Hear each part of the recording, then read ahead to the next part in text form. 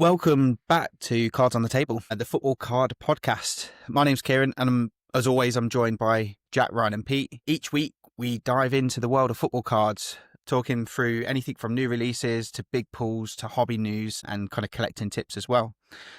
This week, we're going to talk about some new releases, some changes to whatnot as well around repacks, release timings and how to get it right, and then also our hits of the week. So let's put our cards on the table and get started. First things first, latest releases. So I know we kind of touched on Futera last week, but at that point it hadn't been released. So I think it's probably worth us running through how, I suppose, the first few days have been since the release. Yeah, brilliant. Futera doing Futera type things once again, I think. Truly stunning cards. I think people look at it when it's come out initially. There's a ton of countries. It's a world football release, so some of the countries I think people think to themselves, "Oh my word, I don't think I'm getting much here." Iran, India, yeah.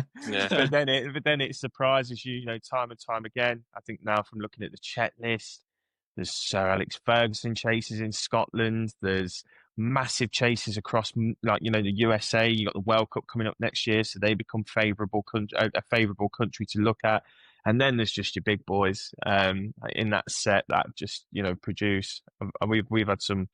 We've done a few boxes already of it, and it's just been phenomenal. That's my initial view of it. They just don't disappoint. Really don't drama disappoint. in them. It's the drama in them, isn't it, as well? The way they're laid out with those 4 mini boxes as well. It's just it's such a spectacle, and the hits have just been incredible. As always, having that sort of history behind your relics and stuff, it just adds so much weight. And I've noticed this time as well, some of the relics and things like that as well, they've been sort of really sort of old school. Like I pulled a Michael Owen patch today, and it was from like his 99 to 2000 season. So it must have been like a breakthrough year for him. It's really, really cool. Yeah. I think there was 79 countries. I think when they did the checklist, there was about 6 or 7 countries that we hadn't seen before on the site and stuff. So they definitely branched out a bit in terms of their kind of coverage and stuff. And like you say, I think some of the kind of key players that you'd normally see in a lot of the sets and stuff are obviously in there. But it's, like you say, it's the legends. It's the legends that are actually in the set this time. Haven't seen any of the piece unique cards get pulled yet. Doesn't surprise me because I think there's only 6 or 7 of them in total, all one of ones. But it's been a nice set, a really nice set to watch, and I can imagine to break as well. Yeah, definitely. The goal first say we've had, I think we've between Pete, I think between the two of us now we've done 4 boxes now. I think we've done 4 boxes, obviously across the course of the weekend. We've had 3 gold frames, and two of the gold frames were one of ones. One was let's say it was just a Bastian Schweinsteiger, one of one, like game worn memorabilia. And then there was I think it was Endikia for Ivory Coast, and it was again a one of one on card gold frame auto. And it's just like you don't even think about half of these players, and then they pop up and come out, and it just really has been a great set. A little bit of a I wouldn't say imbalance, but trying to understand a little bit of how it's sitting in the market at the moment across breakers and how it's being broke. There's a lot of people who are doing condensement and of countries, and some people are just going straight down the line. And as it is with what you've just mentioned, there's 79 countries, and there's a whole array of different ways in which it's being broke at the moment. I'm pretty sure that will settle itself over the next week or so, and then I think you'll see a real consistency in its price point and what people want to pay. But don't forget, these are always like limited print runs as well. They're not going to be, these aren't going to be around forever. They'll probably get broken a hell of a lot at the minute, and then they just become even rarer. So I would say to anybody listening at the minute, enjoy this set because they just don't disappoint. And every single break I've watched, I've not been disappointed, even watching it. Yeah, it's so true what you said. Futera doing Futera things. Yeah. I mean, we touched on this last week, and I was on about the Premier League set and how exciting it is with your 3 hits a box plus your black edge pack. And like we said with Futera, it brings up the same. Like I said, you've opened 4 boxes, and we've been a short pull. You pulled 2 one-of-ones in gold frames, and that just brings a level of excitement to the break in. A question for a few is, like we said, is 79 nations in there. Like we spoke on, there's a few nations that probably as a buyer you wouldn't like to land on, maybe for the price point. How did you guys break it? How did you split your spots down? How many spots did you have? Yeah, did so it I think work? no, I think it's, so. I think for us, I think we've gone with 60. I think it was 65 spots that we went with in the end that we settled on. And I think the biggest thing I've seen a lot of other breakers do, which we try to follow, but I think people just call it differently, as like a rest of the world spot. And then that spot is for most people. That's a majority of them countries. You've got to remember there are some countries as well that, you know, for like Central Africa is a country this year, but it's probably, I think it's only got one player associated to it. So it would be a rest of the world country. But then there's other countries, like say that Ivory Coast spot, where there are big players in there. People. Yeah. So the biggest thing I say to anyone is check Fanta, but go and check the check list. And remember, if you're buying into Futera, go and look at the players, because you'll be surprised. You hit Denmark and you've got Thomas Gravenson and Kasper and Peter Schmeichel, and you hit Sweden, Kulusevski, Isaac. I mean, I'm calling out countries there people might know, but like, it's just incredible. I'm constantly surprised when I look at it and I have a quick nosy whilst we broke it, and I go, you're not actually going to be that disappointed by the fact you've got Scotland this time around, because you might get Ali McCoy or Sir Alex Ferguson. You really are laughing. Yeah. But I think condensing it down's best. And what was the general consensus of your buyers during your stream? Did it break well? Were people thought they were getting the value for the money? How do you think it went? So. I think so. I think we don't. I think, again, when we look at personal opinions of channels, we spoke about this in week one. You look at the whole piece around, you know, your buyers individually and how they tend to get involved into your streams. You set a level of consistency, how you set your price points. You might be a streamer who goes £1 starting a price point every single break without fail. We're not personally like that. We don't do things extremely high. We try to put things at a real happy medium. But with this set, we've actually £1 started it. And we've done that £1 start and just allowed people to go with the flow. And to be honest, I've seen a real level of fairness from buyers, as much as you can only really be fair as a seller to offer the £1 price point. So, so far, like I say, 4 boxes in, 4 boxes of no disappointment whatsoever. And absolutely can't wait to rip the other 4 boxes that that we've got, because I just don't see it being disappointing for people. Yeah, I think that's good as well that obviously £1 started a brand new set as it comes out, and I think you've hit the nail on the head. You've let the buyers set their own price point, and they've paid what they feel is right for the potential wheel that's left, for the price of the box, and I think that's really telling that everyone else gives it the respect it deserves as well. And it went really, really well. I mean, I'm not gonna lie, I bought quite a few spots in your breaks and hit absolutely nothing. So for me at the minute, I'm absolutely disappointed with it. But I'm looking for some base cards come through the post. But without, again, looking forward to getting the first hit from somewhere. I've not broken it myself personally, but I've enjoyed watching it over the last few days, especially. And I think there's a big question around, especially the viewers, of Kieran, did you break any of yours in the end? I think that's the big $1 million question. No, mine's still sat there beautifully I can't believe it. Everyone in the comments needs to boo Kieran. He's boring. Yeah. We were expecting big things there, Kieran. We were expecting big things.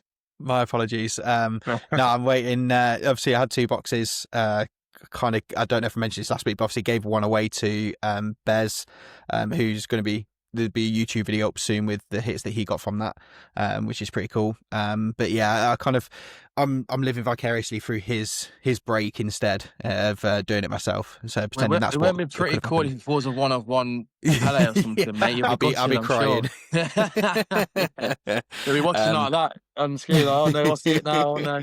Radio silence inbound if a 1-on-1 comes in. To be fair, I did message him after I sent it and said that, like, I don't mean to offend, but I don't want you to hit anything decent, because I don't know if I could live with it. But yeah, I'm sure he'll do well. But no, it's a great set. I think one thing we're going to touch on later, actually it probably flows quite nice now, is around the release timing, and you guys having a bit of fun with that, right? Yeah, so I think, a really, really interesting topic. I think there's I think the long story short is the release time for Futera was the 4th of October at 12 o'clock GMT, so midday. I think is when that it should have been broken. I think the issue is, and I don't think it's an issue. I just think it's a little bit of maybe taking confidence in the previous release they did, where they did FX Series 2 and it was midnight for the release. So everything was best intentioned from our side to go on Friday night with a great opportunity to, not open the boxes, but then obviously be able to be in a position to open them at midnight. But at the end of the day, sometimes you just have to make sure you do, well, actually not sometimes, all the time, particularly in the hobby, you've got to do the right thing, right? So for us, yes, we filled the boxes, but ultimately we just had to rip them on the Saturday. But nice to know that you've got really good people within the hobby who are understanding of that and ultimately see that the right thing needs to be done.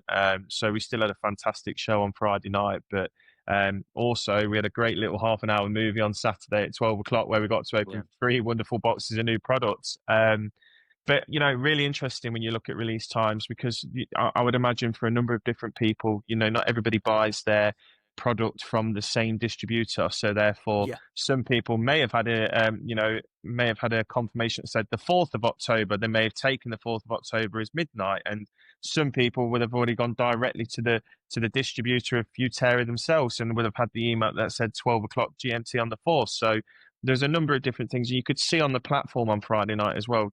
Ultimately, I think everybody took the same steer as the evening went on, but you could see there was 2, 3, 4 breaks actually penciled in. I think there was another streaming account at the same time as us who got the news and actually did the right thing as well and pulled back. So, which was MGC. I think they did exactly the same thing and didn't open any boxes and took a steer to wait. So there was clearly a confusion there. It wasn't just.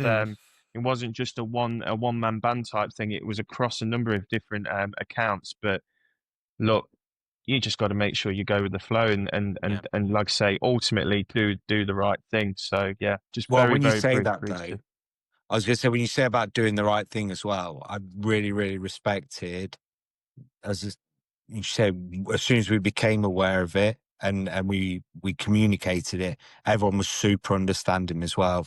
And it was great to see that sort of level of respect. And quite frankly, we were so grateful that people understood the situation. It was really, really pleasing. Yeah, I think massive respect for you guys for doing that. Again, I think the easier option for a lot of people in that situation, they've probably just opened it and cracked on and took a hit here and there, but then the backlash that comes with it is probably not worth it. But I think, like you said, the point of it is, I think there should be a lot of companies who need to be a bit more transparent and maybe be a bit better on these release dates and times, a bit more consistency. So I say Tops are usually the same as well. Sometimes they say a time and some day, even not on the day of release, they even bring it forward or put it back a couple of hours. Again, it can really be harmful to a lot of breakers and other businesses, especially who are planning to sell or create, release days or events at the shops for that kind of, release time and day of a certain product. It can really mess things up. So I think like proof is in the pudding. I think they need to be a bit more consistent with some of their releases, big time. Yeah, definitely. I think it's just really it's just a difficult one. You've got so many different people breaking the product across different time zones. You don't got to think about it. It's not just us in the UK. It's overseas.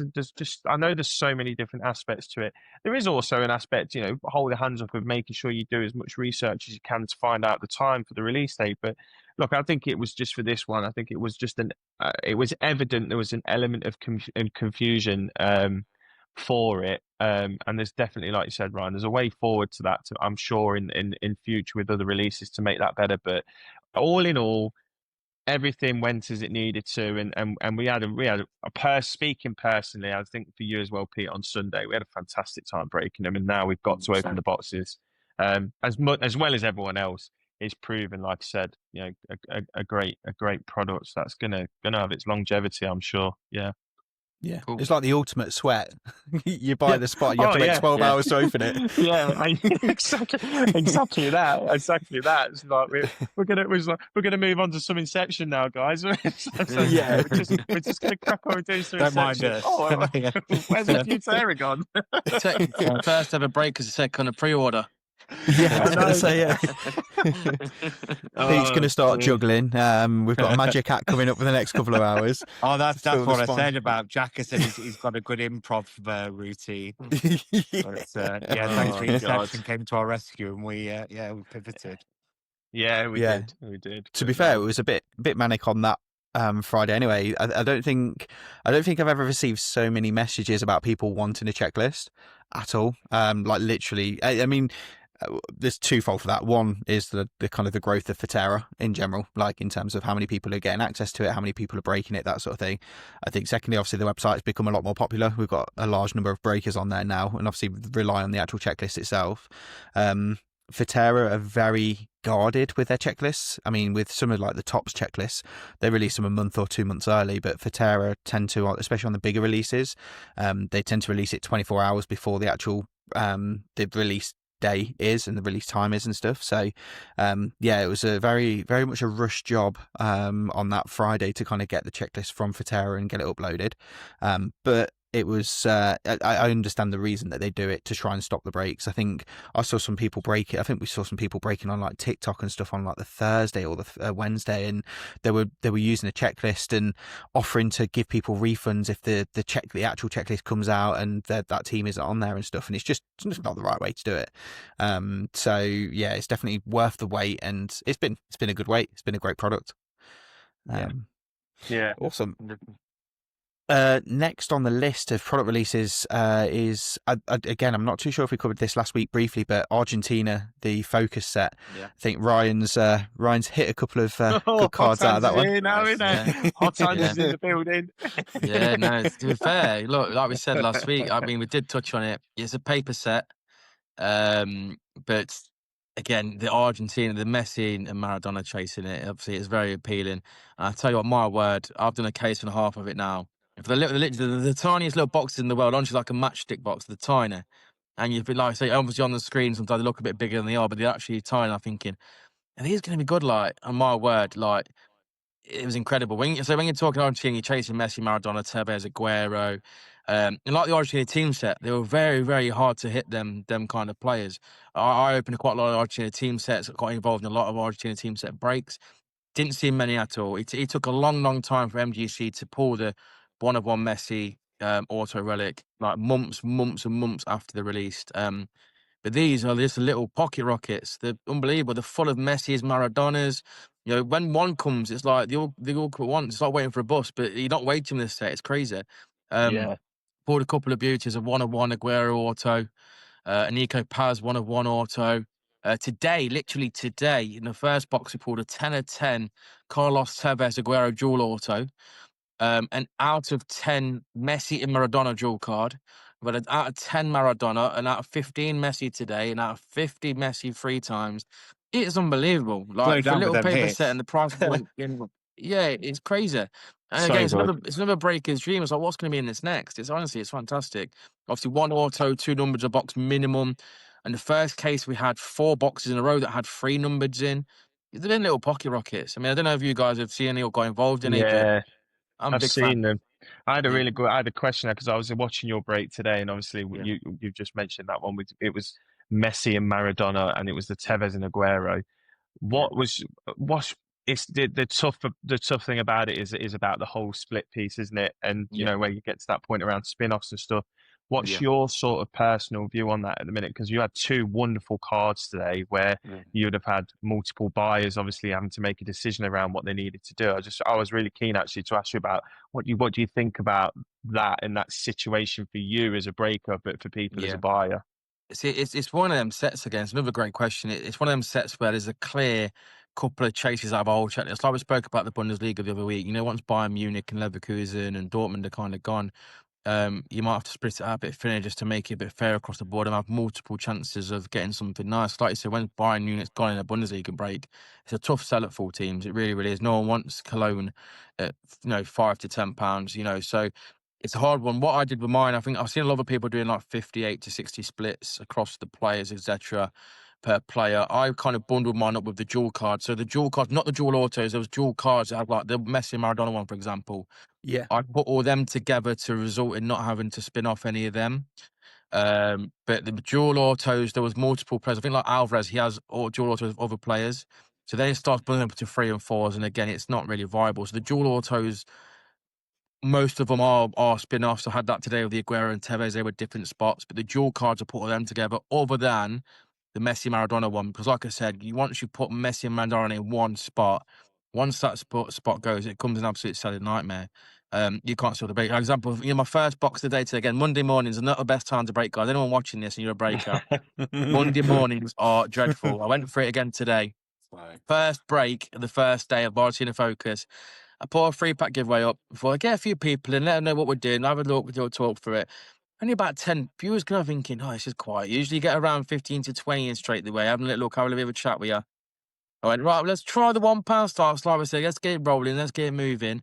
First spot went for £1, and guess who come out? Messi, first spot. I was like, oh no, this is going to be a bad day. I was like, right, then you got to kind of regroup and go, right, I can't now set a price point because no one's going to pay £3, £4, £5 for one spot and Messi's not on this wheel. So sometimes, like I said, as a breaker, it's a good little topic, to be fair. About chasing your margins and people have different margins, etc. I feel sometimes with sets and boxes like that, you kind of just have to throw one away here and there. Try and get your money back for that certain box, and then go again. Because, like I said, them type of breaks are really, really hard to sell out. Once the big chase gun, there's only 1 or 2 chases in a product. You are kind of stuffed sometimes. So that first box was nearly a throwaway box to get people moving. But luckily for me, we pulled that 10 of 10 Aguero Tevez dual auto, and everyone's seen the value in it after that, and it flew again and from there. So yeah, it is a tough one. That's the only dual spot you kind of have to split up because it's a breaking nightmare. But all the rest of them are put together to solve that. But again, we had to spin off the dual auto today. But luckily for me, the buyers were fantastic about it. I gave them the option, look, would you like to come to an arrangement first? Would one like to buy the other one out? Would you like to take in the consignment? Both had to spend, you know what, we'll spin it. Let's go for it. One person got lucky, got a beautiful card. The other guy, unfortunately, didn't hit it. But the other occasion with the dual Messi Maradona, I said, the guys, this is an out of 10 Messi Maradona. It's the World Cup image as well from when Messi won the World Cup. It was like it's a nice looking card. And they agreed to send the consignment with trade week cards. So they've done that, and they're going to go get a split out of the whatever it goes for in the end, which is a good scenario.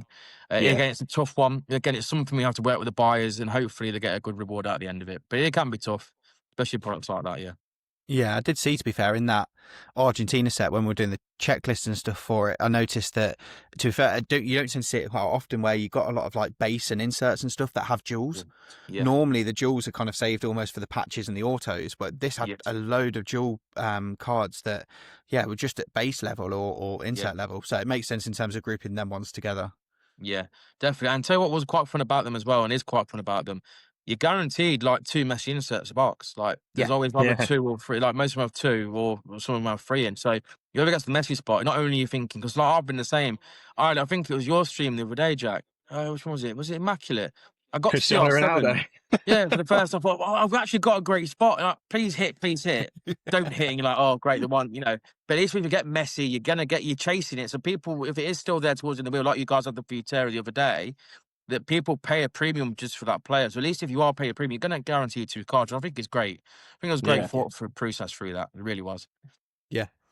No, it's a good set. It's been a surprising set, I'd say. Yeah. Which has been good. The last one I've got on the list of one that's upcoming is the Ajax 125th anniversary set. So obviously we had a 125th anniversary not so long ago. And Ajax's own set has been kind of announced, and we've got the checklist for it, which is great. In terms of its release, I think it's touted for a week or 2, so not too far away. Yeah, I mean, I don't know if you guys have seen it, but some of the cards in there, mainly, obviously, the biggest chase is going to be that Johan Cruyff auto, which is obviously being cut out from a piece of paper he signed or something and obviously placed into the card. There's a 1 of 1 for that, and obviously no other versions of it, but there's some other absolute cracking cards in there. Yeah. We just recently had the 125 buy-in set, didn't we? That was it, yeah. Very, very similar, and they were fantastic again. What was it? Was it 10? Was it 10 base cards and 5 in case? Was it something like that? So this set for the Ajax ones, 15 cards in the pack, 4 of them being autos. 4 encased autographs and 1 numbered parallel. If they're lucky boxes as well, like the buy-ins, I think the buy-in had like lucky boxes, didn't it? Where it was just everything was an auto. Everything was an auto. I mean, so if there is for Ajax as well, I mean that's going to be insane. And also, right, just a quick one: how creative are people getting now? Like as tops and companies getting these cards, if there's a 1 of 1 out there for Johan Cruyff and he's cut it out of like, what was it, a piece of paper or something like that, and Yeah. signed on it. They did the Is same with Disney, didn't they? They did Yeah, it with with the Walt Disney, yeah. But they've also done the Focus set as well. The Argentina Focus has a Maradona and Di Stefano cut signature. So even in a paper set like and a cheaper set, again, what does the Focus got now? About 140 quid, I think, in retail stores at the minute. It was if you put £140 and you get a cut out signature of Maradona and Di Stefano, 2 Argentina legends. it's You win him. incredible. It's crazy, isn't it? That's good how they're doing that. It really, really is. But we're in a really different space of like what card collectors can actually collect now. Like that just proves it. That's mad. Yeah, and I think Topps are doing really well at the minute anyway with these kind of specific team sets. They're kind of higher end specific team sets. You kind of guarantee some really high end cards within it, and obviously it's very different from the Topps Prem set that they've released, where there's obviously a large number of cards and stuff. I mean, some of the kind of hits that they've kind of showcased, Zlatan autos, which is good, Bergkamp auto. You've also got like triple autos with Suarez, Ibra, and Cliver on there. So there's some monster hits in there. Obviously, Ajax always been known for their academy and stuff a while ago in terms of some of the output and that from that. So yeah, I think it's going to be a really good set. I think, and the boxes retail at 400. Obviously, they'll sell out instantly on the top site, but yeah, it'd be interesting to see when they start getting broken. I'm assuming, Ryan, you're going to be breaking some when they first come out. I think we've got some coming for breaking. It should be good fun. It'd be interesting to see the checklist as well. Obviously, with the when we did buying 125, it was kind of it was a very odd one, the buying 125. There was a lot of women's buying players in there, and not seeing one come out of the whole set. That was an odd one. I couldn't work that one out. Yeah, it was really weird, wasn't it? Wasn't that? Yeah, I never saw any come out. It was tough because when I entered the breaks too, if you got a female footballer in that set, you was guaranteed not to get a card out of it. It was like weird. I mean, obviously you weren't guaranteed, but every break that you'd seen and every break I did, I've never seen one, even in the base. It was quite odd that whether that was exclusive to these mega boxes, I don't know. Everything was an auto, maybe, not sure. We didn't see. I think there was one on YouTube. I think someone had a YouTube video with one in. Might be worth going to watch that, but it was an odd one. So it was, again, as a breaking wise, it was very tough. It was per player. And obviously, when these sets are premium sets, it can be tough when you're paying, say, £10 for a player and it don't hit. It can be tough, like Reverence we just had. But as a breaker in them kind of sets, there's no real other way you can do it. You could bundle a load up, but the problem is then you're paying £20-30 almost into a set, which you might not get anything out of too. So it can be sometimes a no win for a breaker, really, sometimes. But again, I think it'll be interesting to see how it works. Some of the jewels that are together as well, because you've got to put kind of them together or you're spinning off. I hit a jewel seat relic for Kane. I can't remember was it Lewandowski? I can't remember in the buy-in, but I put that together so it weren't a spin-off. But that was a nice one. It'll be interesting to see how they work that out as well. But yeah, it'll be a fun one. I'm looking forward to breaking another nice premium set. So yeah, it should be good fun. Yeah, I mean, the set itself, there's not like, I'd say there's probably only about 20-25 players from the actual checklist itself, so it's not massive. They've got a lot of what they seem to be doing as well within the top sets recently is obviously like the moments. So they've got the Ajax badge changes, so 1900 to 1911, and like the different kind of badge changes they've had like the moments, which is like the European Cup wins and stuff like that as well. So there'll be ones that more than likely will probably be grouped into the kind of different spots and stuff. But once you get down to it, there's only about 20-25 players in there, which isn't a massive set really when you think about it, like some of the other ones that have come out. So yeah, it'd be interesting because obviously the boxes aren't the cheapest and you haven't got a large number of players to play with as well. So it'd be interesting to see how people break them down. Yeah, I mean, interesting in some of these sets as well. People who kind of do draft picks, don't they? I mean, we did with the Cricket Legends. There's 5 cards a box. You kind of say, let's break it into £40 a piece, and everyone gets a single card. And obviously, it's randomised with who gets to pick when or what, kind of other way. But again, when the set's 400, it'll probably resell nearly double like the buying one did. I think the buying in the end was around £700-800 in resale. So if it hits them numbers, it's going to be a really, really tough break. Something probably I have to sit down and think about. Best way you can do it. But either way, it'll be a very nice set to go out, and some really nice, interesting cards coming back on the market. So yeah, it'll be good fun. Really good. Yeah. I suppose one thing I did have down as well to kind of cover, which isn't really a release, it's more delay again, is Panini Nor, which seems to have been delayed. So that's now been pushed back to the 7th of November.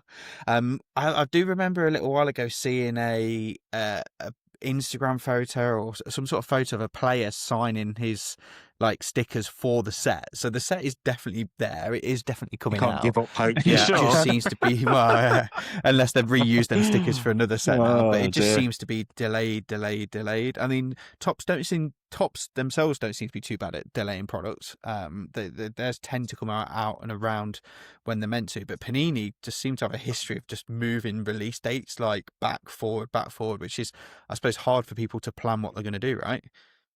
Yeah, I think it's difficult. I think there's a number of different things at the minute that are being spoken about across products at the moment. But I mean, this one is the talking point, right? It's the highlight. I think it's because of how many times it's been pushed back. I think sometimes if if a product's being pushed back, let's say a week and a half, or even maybe 2 weeks, you're probably a bit disgruntled about it, but you can accept it. You can move on and maybe, as a breaker, certainly plan your week or your next 2 weeks with a lull in and a little bit more maybe of more of your well-known product that's already out there. But this Panini Noir just seems to be my worry is that it's such a premium set that's been pushed back so much. I wonder what the hype will be like when we get to the point where we see it being released.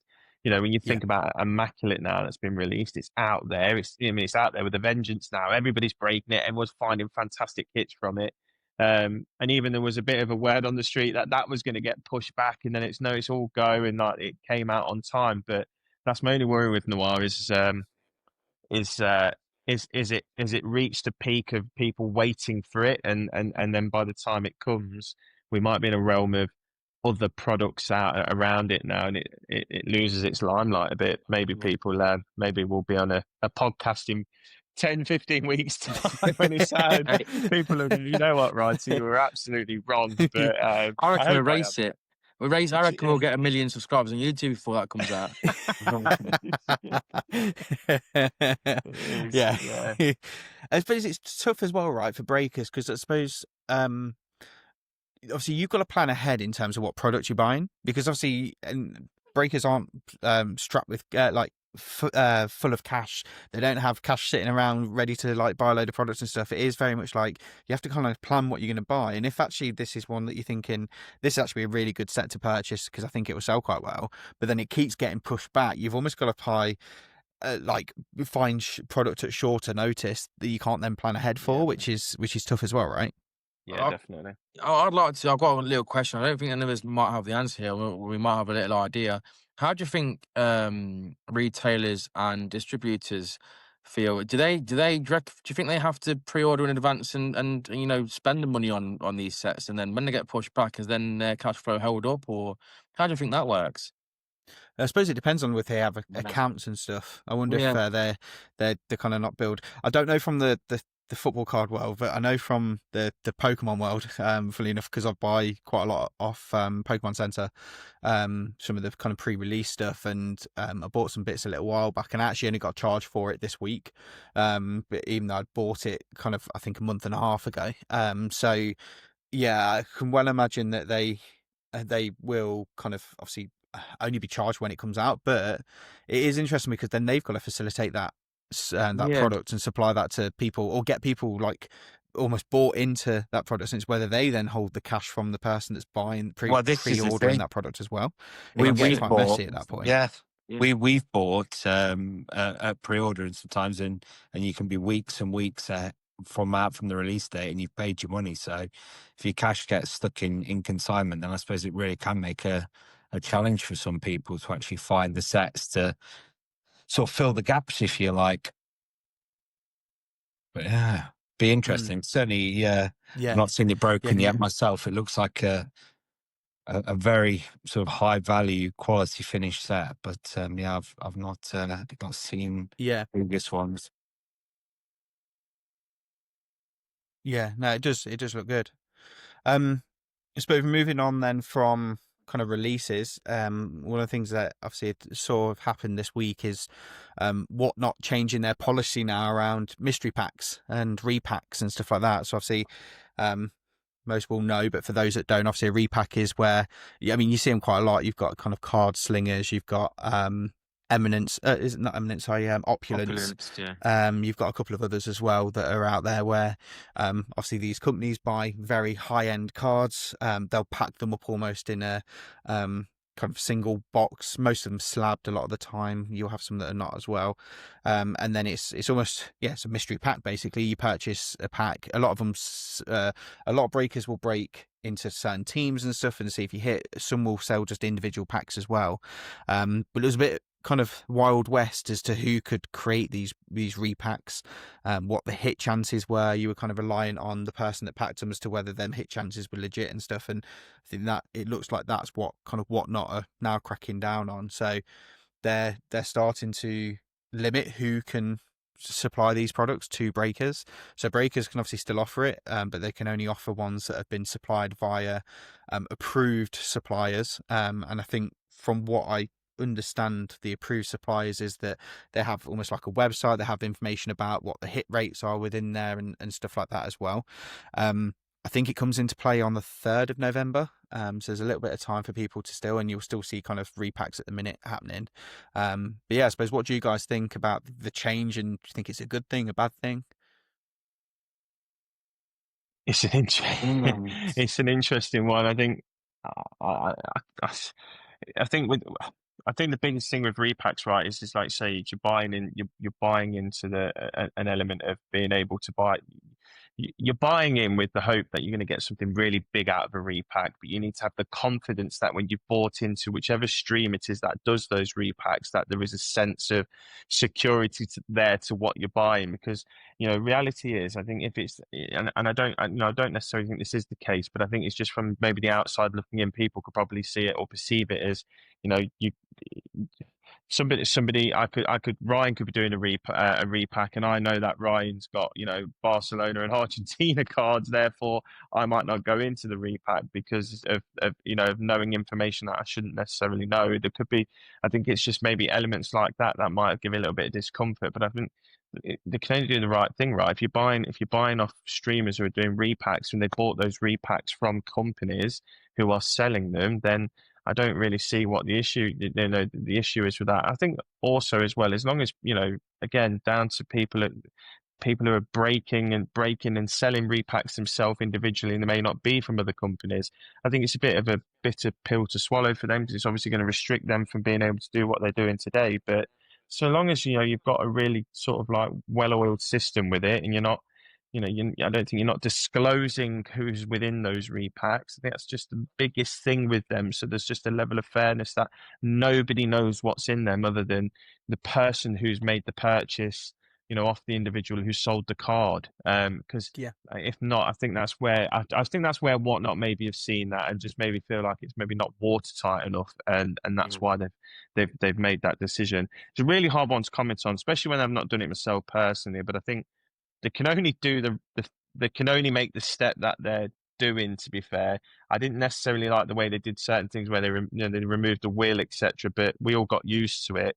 This one's a little bit of a completely different ground because it's particular to certain streamers who might be doing repacks at the moment, whether smaller scale or larger scale. And I think they just have to really find that middle ground, which if I'm honest, from what I've read, is what they need to do to make sure it can continue in the right way.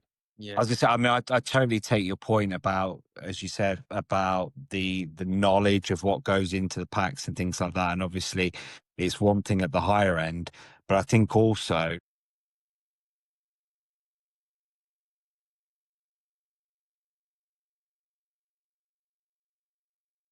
he's gone. We've lost him. What he was going to say is what's alarming is the rate in which Pete's Wi-Fi drops out from week 1 to week 2, guys. All right. I can't believe this. I can't believe it. It's exactly the same time again. Exactly the same time again. I'm in the spotlight. He has paid his bill and his electricity will stay on. So I'm on super fast broadband. It's absolute madness. Oh, dear. Well, it's happened again, guys. 40 minutes in. I do apologise. That's all good. To kick the hamster up the bum. I do not know what he's playing on here, but anyways, I was talking Repack. I was saying, I think it's one thing at the higher end about the knowledge of what's going in the packs and the legitimacy of it, but also I think it's the amount of people doing these mystery packs at the minute and having knowledge of whether the floor and the ceiling for them is genuine. And I think sometimes, particularly some of the ones that are being used that aren't coming from the higher end suppliers or your third parties, I get the feeling sometimes people are sort of like purging their collections and the floor and ceilings aren't necessarily matching what is being advertised, and that's the bit that really concerns me, particularly for people who are newer to the hobby, who see a lure of a mystery pack, that you're getting fair value. Yeah, no, I agree, because people setting their own floors and ceilings as well. We know that the valuing of football cards is a very tough thing to do. I mean, we see it all the time, just on the tool that we have on Fanta, right? To try and actually accurately value something. And when people are kind of putting together their own mystery packs and setting them floors and ceilings, it is really hard. Really hard to do. I think as well, I think the general consensus from that email we kind of got from whatnot was, I think the real clampdown was, I think they have to be professionally manufactured somewhere as well. So no one can kind of tamper with them. Stuff like that and change what's inside and this and the other. I think the other key thing they pointed out in the email was that you're not allowed to, obviously, now to include them in breaks with boxes, because there's a few streamers out there that also do like a mixer with your repacks and some boxes. I think there was a big key issue around that as well. Again, it's that kind of thing. It's that risk. Well, I think if for me, if I was buying into a repack or of a value, I'd like to think I'm going to get somewhere close to the value back, if not, a little bit more, a little bit less. Obviously, in some of these breaks, you're buying into, say, a £200 repack, and if it's kind of a break issue, you're not going to get really anything out of it sometimes.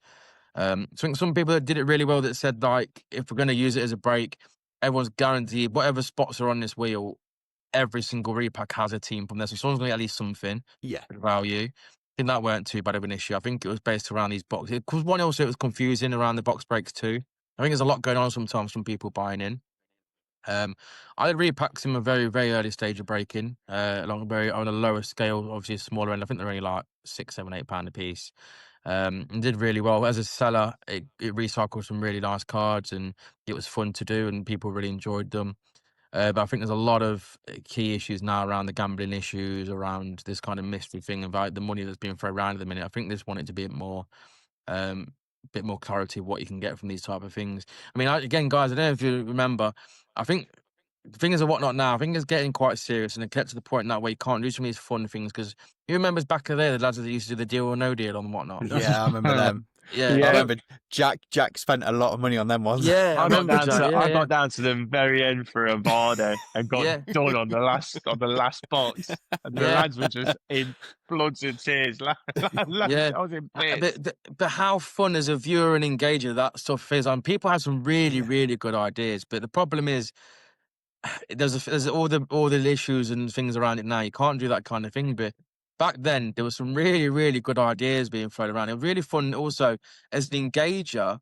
Again, for me, I didn't really buy into many of them. I know you did, but I used to love sitting there watching them. I just laugh from the smile on my face doing it. And so, like I said, some people have some really, really clever and fun ideas, but you can't do so much of that anymore. And I think it's lost its little bit of its fun element on some of these things as well, which is a bit of a shame. Someone had to play your cards right. Yeah, remember that? Yes, higher and lower kind of thing as well. Stuff like that, just the imagination of some people. And I used to props to them for people start up small businesses and little side hustles. Props to people that really were going at it. That deal or no deal one, they had literally a banker. They had the phone didn't ring. They thought the imagination going into it was absolutely incredible and so fun to watch. You don't get enough of that anymore these days. But guys, if them guys end up ever watching this and they don't break anymore, please get in touch and say hello. I'd love to, you know what I mean? I'd love them to engage with us. That'd be class. Right, love to answer the phone one more time. Yeah, I will. Yeah. And Righty just wants his Vardy. That's all he wants. Yeah. It was one of our good mates in the end who actually went in after me and got the Vardy. Yeah, got it. We got it experience in the end, didn't we? But it was just brilliant. Yeah, some cracking ideas at the time. Yeah. I think you're right there, Ryan. I think the problem is you have a couple of bad actors that kind of spoil it. I think for a lot of people, and that's the issue with a lot of it. But fingers crossed, they start to relax some of these things a bit more. They'll probably you kind of go from one extreme to the other, so they'll kind of clamp down really, really strict, and then it'll start to probably relax over time a little bit until it's okay. I think one thing they do need to sort is where you're allowed to buy into a break, and you buy a spot in a break, and then they randomize the teams at the end, but they don't visually show you how many spots have sold. I think that's an absolute nightmare for people trying to sell, because someone will come onto the stream not really knowing and think, oh, they've sold no spots, and you've just got people with post-it notes everywhere saying, oh, 5 spots left, 3 spots left, and I just think that's a very quick win for them to sort, especially because they allow people to do it. They allow that type of purchase. So next on the list for us to run through, and now I need to get my my swearing bleeping button ready, because this is talking about reviews and getting reviews for free giveies. Now I think I'm going to come to one person only. One around person this. very passionate about this. But effectively, to give some background, obviously free giveies on Whatnot, allowing people really to entice people into purchasing in a break, right? It gets them free postage, and most of the time it's a bundle of cards. Some of the very big streamers tend to do obviously big giveies, but that tends to be rare because obviously there's quite a high cost to it for the breakers. We've seen a bit of a rise, I think, in people reviewing free giveaways and sometimes not too favourably. So yeah, I'll hand it over to Jack, and I'll have my mute button ready for the swearing.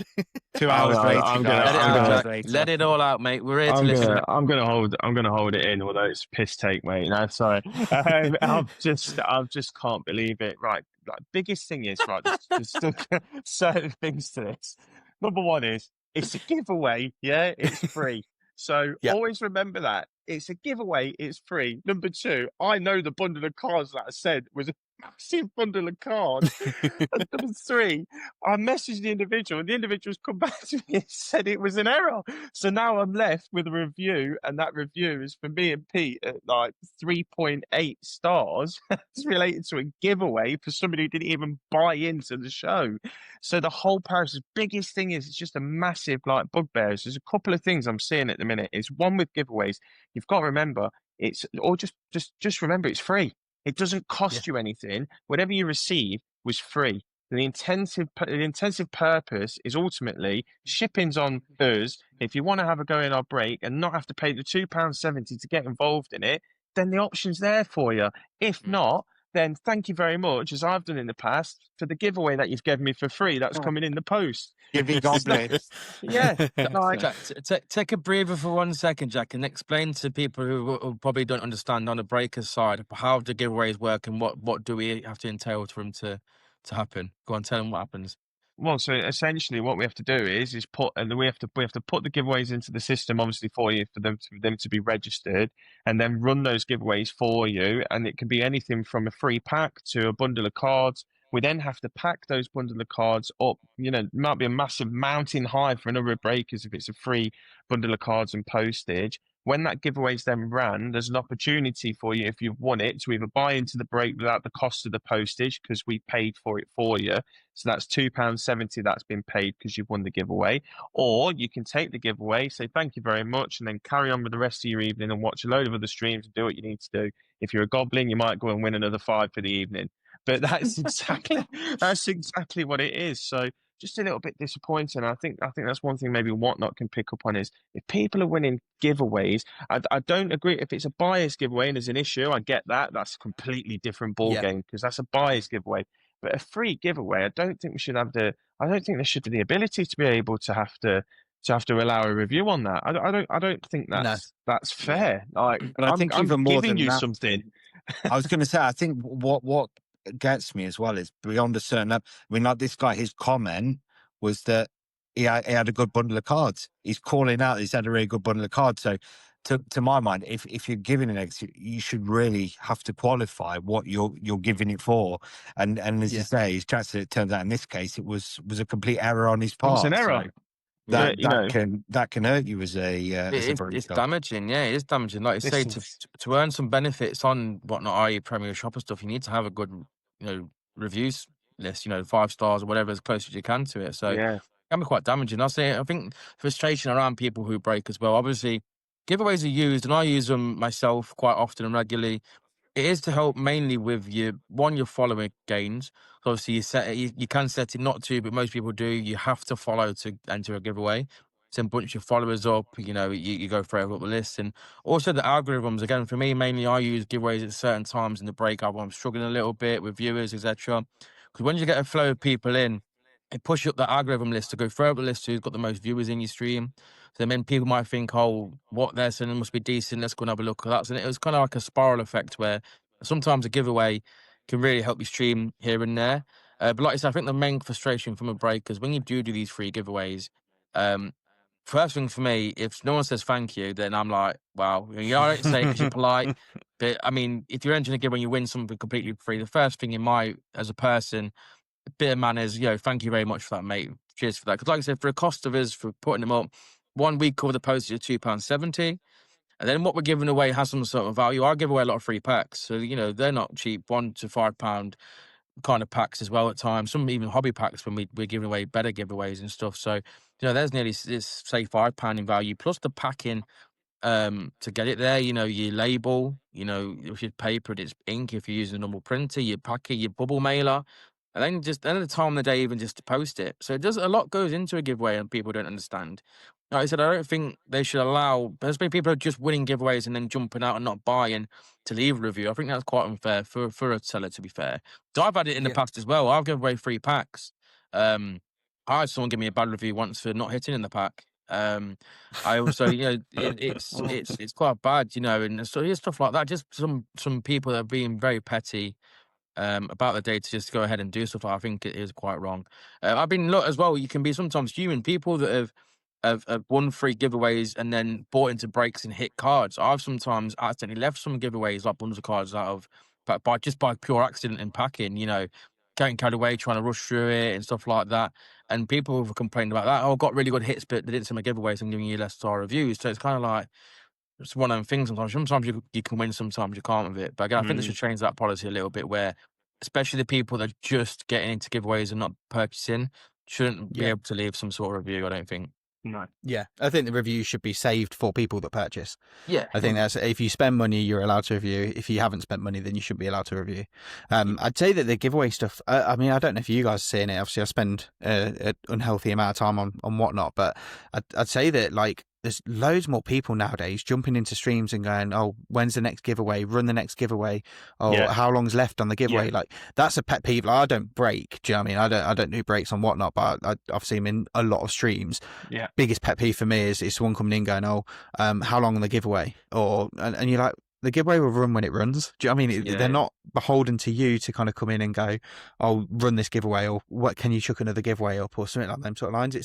It's not, and I'd say that's definitely on the rise. And I don't know if it's because whatnot are bringing a lot more people onto the platform. It's getting busier. Maybe it happened before in the past, but there was less people for it. But it's definitely getting worse. I think it's getting more coordinated as well, though. I think at the minute, I think there are groups, for example. I think this is why people are starting to ask the timings, because they're moving in sort of packs between streams to try and maximize the hit. The hyenas. I imagine there's like a group of giving goblins who are just building a mountain of givers between them, like just bring them on force to the stream. I'm still waiting for the day we get into the Discord, wherever the Discord is. Yeah, the Giving Goblin Discord. To be fair, in a couple of weeks, we may bring a professional Giving Goblin onto the podcast for an interview. There is some I would love to know. They get like 3 or 4 gibbies in a stream. It's like unreal. Yeah, there's definitely, I bet you any money within your mind, you can think of 1 or 2 usernames. Oh, obviously not naming them, but you can think of 1 or 2 that come straight to your mind of the people that are in there. Yeah, when you're packing, you go, him again, you're joking. Surely, how lucky can you be? You know what I mean? Like, so even some have 2 in a stream as well, you're thinking, oh my word. Yeah. Like I say, it's part of the game. As a streamer, you know it's going to happen. You've got to allow for it. I mean, there's a lot of frustrations around it. And like you said, there's definitely a right. I think it happens in waves. I think you get certain periods where it's big, then you have a bit of a lull. Then we're in definitely a big stage. I think we spoke about this the other week, not on the podcast, but just in general as a group of friends, that I think obviously a lot of these guys that do the social media and they're big on there and they're bringing a lot of new people onto the platform. So there is a big rise in that in general as well. I think a massive influx in people even buying too. I think it's been good for the platform. Don't get me wrong, but I'm personally noticing a big uprise in people just following giveaways. I did it the other day in the stream where I do 3 pack giveaways and maybe a mystery, like a random sealed pack. And my biggest question is, what's the pack? What's the pack? What's the pack? I've got a big bundle of packs that just from hobby packs, retail packs. We just give out to people. Be one of them in packing. I'll just pick one out of the bag and close my eyes and give it in your passage. You know, that's the thing with them. I had 45 people in my stream once with a 3 pack giveaway, and as soon as it ran, I didn't run another one. It went down to 9 within minutes. And that's a big difference, ain't it? But it can be it can be hard to work out what your next move is as a streamer. I've got 45 people know a £1 silence, man, get it going, get it flowing, you do it, and it can be really damaging, you know. So it's definitely been a big influx, and I think it happens in waves. But I think there's a frustration from streamers from it at the minute. Yeah, no, I'd agree. I think you did quite well there, Jack. I don't think you got too irate. I think you delivered it well. There wasn't really much swearing. It was great. It was great. It definitely was different to how you delivered it earlier. So I think we've done well to let the dust settle a little bit. And maybe we need a segment every week. Jack's rants. Jack's rants. Jack's rants. Get it all out. I've had time to breathe. But we should have started the podcast earlier. It would have been more fun. Talking segments, next segment that we've got, which is obviously going to be a regular, is hits of the week. Yeah, so I like hits of the week. That we've seen. We'll get some fancy jingle going at some point, I'm sure. But yeah, hits of the week. Hits of the week. There you go. I'm just going to clip that now. That's going to be the jingle. That's match of the day. Yeah, goal of the month. I'm going in first. I love hits. Go of the for week. it. I'm giving it to the big man, Tubman Breaks this week. It's a quad Messi, quad Messi pack auto 101. And then just about half an hour before we recorded this podcast, I've gone into his stream again and he's gone in it Pele, which was 101. Bloke's a joke. He's had a great week. Jealous, really jealous. Yeah. I've hit 2 101s this week, but it's absolutely nothing compared to that. I've hit someone from the Ivory Coast, and Bastian Schweinsteiger. He's got to pull Messi and Pele, but fair dues. If you're listening, Tubbs, top work, mate. That was lovely watching. Yeah. Yeah, I mean, to be fair, I think there should be notable mentions to the fact that you pulled a Schweinsteiger 101. Thank you very much. Yeah. I think it's a notable mention. I think it's they're good hits. There's never a bad 101, right? No. Do you know what I mean? There's never a bad 101. No. I finally got the 101 count up a little bit. I think that's 4 now. That's 4. Pete was well on the train. He was pulling the hits on our channel, but yeah, I've pulled it back a little bit. Can't keep up with that. Can't keep up with that. I tell you what, the most 101s I've been seeing this week are SpongeBob SquarePants ones on my side. Yeah, to be fair, there's been a lot in there. Been seeing them left, right, and centre. Yeah, we've got to give Ryan his own mention as well. He has been on the Argentina Focus train. To be fair, you have pulled some corkers. Yeah, the Aguero was a very nice one. The Paz was a good start. The Aguero was a big one. Again, if you're talking Argentina, I think your top 3 or 4 is obviously is Messi, Maradona. Then I think Aguero is probably a close third with Tevez and people like that. So it was a nice one to hit, and the customer was very, very happy, of course. I seen a nice one from last year's sets. Last year's immaculate Haaland 1 of 1 jumbo patch of the night ticking. Yeah, that come out this week as well. That was quite a nice one to see. Like I said, Tubman, I feel like the minute you go on your Instagram stories and he's hitting another one, he's hitting to really fire at the minute. Shout out to Tubman, he's a great guy, and he keeps his customer base very happy with the big pulls he pulls left, right, and centre. So yeah, he does very well at that. Other than that, it was been a bit quieter. I mean, again, Willow shook me down a little bit the other day. I had a Nico Paz 1 of 1, and he raided me with his followers. I was like, just had a 101 Willow Paz. He went, oh, decent, mate. I've just hit a 101 George Best. I was like, right, now it's time to end the stream, guys. I can't top that. See you later. That was the end of the stream. Cheers, Willow. But yeah, well done to Willow for the 101 Best as well. From FX Series 2, I think that was. Yeah, speaking of that, actually, staying on Willow, actually, this morning, I've seen it from him as well. I think he broke his last box of the new Futera for now, and he hit 1 of 1 Haaland. So only on the numbered, but it's the first 1 of 1 just numbered card I've seen from the Futera sets compared to the main hits. So yeah, fair play, Willow. You Chef Wednesday Willow. fan. Yeah. We got some good hits this week. Some good hits. Cool. So I suppose that before we kind of wrap up, we were going to try. Well, we were going to try a segment that we should have done last week that we got too happy about the first podcast finishing that we stopped. So what we're going to do each week, we're going to do a pack battle. And I think we're doing the new Tops 2026 pack. So Jack and Ryan have got one this week. I did buy some last week, ready for it. We didn't do it, and I ended up just ripping them. So we have to do it quick, otherwise they won't last. But so I think Jack and Ryan are going to go. We'll try and for the audio listeners out there, we'll try and narrate what it is that they're hitting. But obviously, if you're on YouTube, you can watch it as well. I'll even let you choose, Ryan. I'll even let you choose. Well, I'm going to go true streamer style down the middle, mate.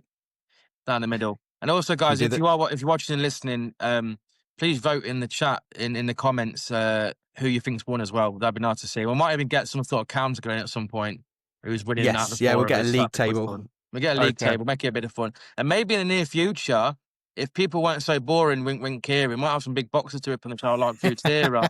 It might go from retail packs to big boxes. So hopefully, guys, it kicks off and have some fun.